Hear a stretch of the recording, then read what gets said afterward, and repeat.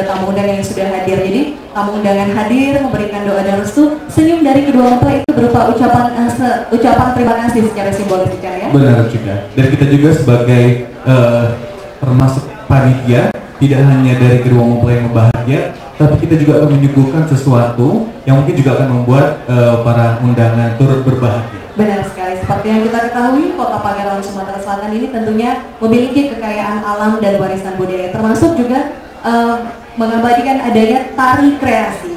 Berikut kami persembahkan hadirin yang berbahagia, tari Zeping Bahagia.